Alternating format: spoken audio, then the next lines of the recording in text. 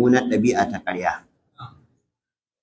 Ka'ab dan Malik yana ba da labari yace ban san wani wanda ya sha wahalar gaskiya ba kamar ni a cikin sahabban Annabi.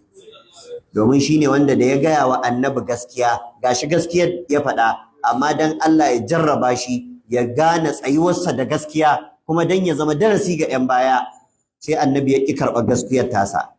Amma da yawa suka zo suka yi wa Annabi ƙarya, Annabi ya karɓa. To amma Allah yana so ya nuna gaskiya da tasirin masu gaskiya da ƙarya da asaran maƙaryata. To shine Ka'ab dan Malik sai da Annabi ya daina magana da shi tsawon kwana 40, Annabi ya daina masa magana. Duk sahabbai suka daina masa magana saboda ya faɗi gaskiya ɗaya. Abinda wannan yake nunawa, wani lokaci gaskiya fa tana iya haɗa ka faɗa har da mutanen kirki. Kar ka ɗauka da mutanen banza kaɗai ake faɗa in an tsaya wa gaskiya, wani lokaci har da mutumin kirki sai ka yi faɗa. Ka'ab dan Malik yace a cikin sahabbai akwai wanda tare muka tashi, tare muka yi ƙuruciya, tare aka haife mu. Na ɗauka da duk kowa ya ƙaurace min shi ba zai ƙaurace min ba, saboda yaro abokina ne na yarinta, ɗan uwana ne na jini. Yace amma wata rana na shiga ne masa sallama ya ƙi amsa, ya kau da kai. Na dawo ni tanan ne masa sallama ya juya ya ƙi kula ni. Na ce wane yanzu tsakanina da kai ka tuna kaza ka tuna kaza. Yace baka san ina san Allah ba, ina san Annabi. Ya ce oho, wa ya sani? Abu a duhu wai an ce da dan safata ya koshi. Yace wa ya sani? Yace to anan ne na san gaskiya ba ta da wasa, tana da kuna. To amma duk Allah yayi haka ne dan ya gwada shi kuma dan ya bawa 'yan baya darasi. Sakamakon wannan Allah ya aje aya a cikin suratul Tauba, duk lokacin da aka karanta ta aka zo tafsirin ta sai an faɗi sunansa. Kaga wannan ya ishe shi daraja. Da aka yace akai kwana 40 manzo Allah baya kula ni, yace Allah nake in zo masallaci in samu sahun gaban ma saitin Annabi, saboda Annabi da ya idar da sallah juyowa yake ya kalli gaba, ni kuma ina so da Annabi ya juyo ya gani ne. Yace idan ya juyo din ma ya gani ne, in nayi sallama nakan kasa ganewa shin Annabi yana ma motsa baki yana amsa min. Gari yayi masa dimi. Yace karshe matata ma aka ce ta banni. Kowa ya kaurace min, yace ni dan kasuwa ne, zan zo kasuwa in baza kayana, ana so amma kowa in yazo in ya gani ne ba zai siya ba. Su ma suna so amma ba za su siya ba saboda Annabi ya ce a bar ni. Wannan kuma yake nuna maka irin yadda sahabbai suke riko da magana Annabi.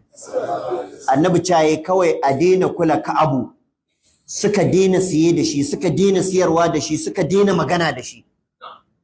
Amma yau wani zai fito ya ce maka salatin Annabi ba shi yake yi ba, na shehuwa ne yake, amma wai har yanzu kana ganin akan daidai yake, mutumin ƙwarai ne.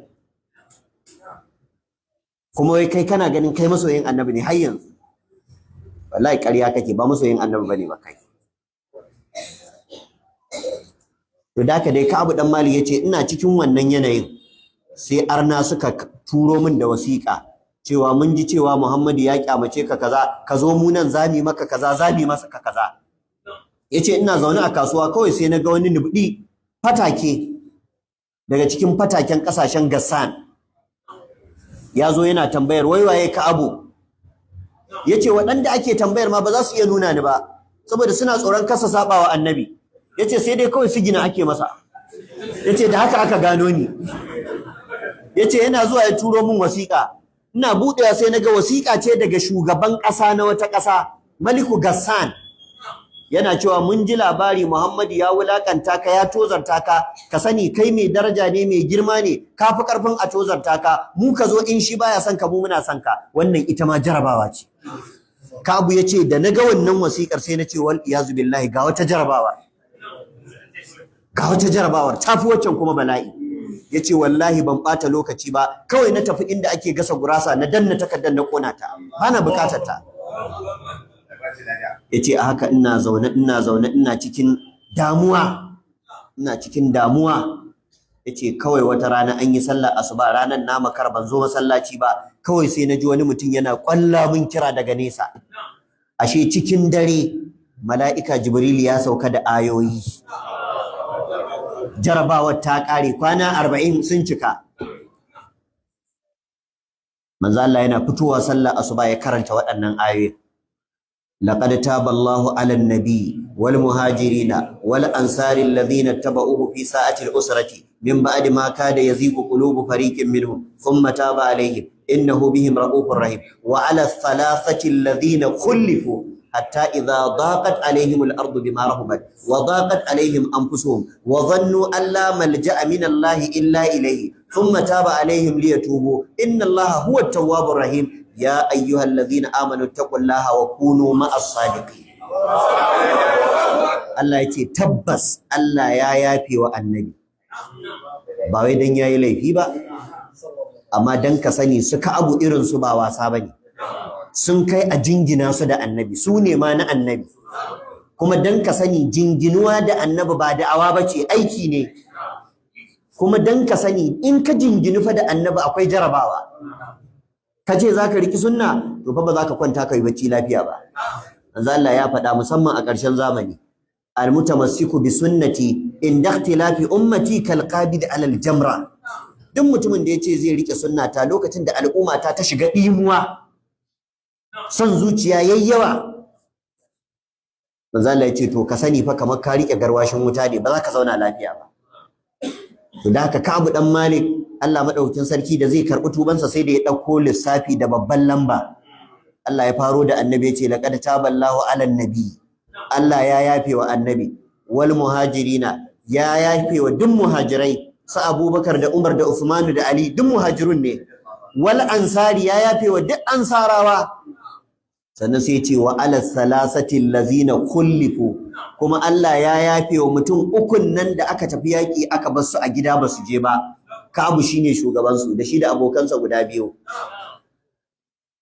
hatta idza daqat alaihim al-ard wanda sakamakon gaskiyar da suka gaya wa annabi sai da kasa ta yi musu kunci bima rahubat duk da fadinta wannan wani salo ne na larabci idan mutum ya shiga halin damuwa sai a ce kasa ta yi masa kunci domin idan kana cikin halin damuwa baka iya yawo waje ɗaya kake takurewa ka zauna to sai a ce kasa ta yi maka kunci duk da fadinta ma'ana duk daga wajen zuwa amma ka kasa zuwa to Allah ya ce waɗanda kasa ta yi musu kunci duk da fadinta wa daqat alaihim anfusuhum zukatansu ma suka yi musu kunci suka rasa inda za su sa kansu wa zannu alla malja'a min Allah illa ilayhi amma suka tabbatar da ba inda za su je su gudu wa Allah sai dai su koma wajensa shi Allah in ya jarabce ka to ba inda zaka samu mafita sai ka komo ina wajensa shi ba a tsire masa da haka sai suka dawo wa Allah suka san shi suka yi wa laifi suka dawo suka sasanta da shi suka dawo suka nemi gafararsa kuma suka tsaye wannan gaskiya ba su rawa ba ubangiji ya ce thumma taba alaihim sannan sai Allah ya karbi tuban su liyatubu dan su tabbata masu tuba inna Allah huwa tawwabur rahim lalle Allah shine mai allazina ya ku duk waɗanda suka yi imani ittaqullaha ku ji tsoron Allah wa kunu ma'as sadiqin ku zama tare da irin waɗannan mutanen su ne irin su Ka'ab dan Malik to da dai gaskiya tana da rana tsaye mata yana da wahala amma kuma ana yin nasara da haka ya ƴan uwa masu albarka mu tsaye wa gaskiya duk abin da yake ba gaskiya ba mu yi kokari mu nisance shi Ka'ab dan Malik yake faɗa bayan wannan labarin ya faru fa da sama da shekara 40 wata rana yake ba wa ɗansa labari dan a ƙarshen rayuwarsa ya makance shine wata rana yake ba wa ɗansa labari yana masa jan gora yake ce masa kaji abin da ya faru da ni wanda wannan hadisin ya fi kowane hadisi tsawo a cikin Riyadus Salihin wajen shafi 3 ne to shine a ƙarshe yake ce wa ɗansa yace ban san wanda ya sha wahalar gaskiya ba irina saboda a ce ga annabi kana son sa yana son ka kai imani da shi amma ya daina kula ka duk tausayin annabawa kai ka san wannan bala'i ne sahabbai sun yadda su rasa komai amma kar su rasa annabi dukiyarsu gaba ɗaya ta ƙare ƴaƴansu gaba ɗaya su ƙare sun fi son wannan sama da a ce wani abu ya gifta na rashin daɗi tsakaninsu da ma'aiki sallallahu alaihi wasallam saboda tsantsan ƙaunar da suke masa da haka shi yasa Ka'abu yace wallahi ban san wanda ya sha wahalar gaskiya ba irin yadda na sha yace to kuma bayan Allah ya saukar da ayoyin nan yana yaba min yana goyen bayana ni kuma tukuicin da nayi wa Allah shine ne masa alƙawari ba zan sake ƙarya ba a rayuwata to shine yake gaya wa ɗansa yace daga saukar waɗannan ayoyin kawo yanzu kusan shekara 40 ban taɓa ƙarya ba a rayuwata. Yanzu dan Allah akwai waliyin da ya kai wannan? Ka taɓa jin a garinku an faɗe shi a cikin waliyai? Amma tatattun maƙarya